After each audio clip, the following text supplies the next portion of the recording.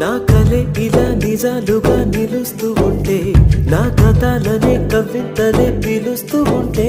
ఈ వరాలుగా ఉల్లాసమే కురుస్తూ ఉంటే పెదవికి చంపా తగిలిన చోట పరవశమేదో తోడవుతుంటే పగలే అయినా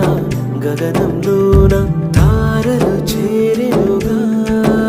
నిజంగా నేనేనా ఇలా నీ జలలో ఉన్నా ఇదంతా ప్రేమేనా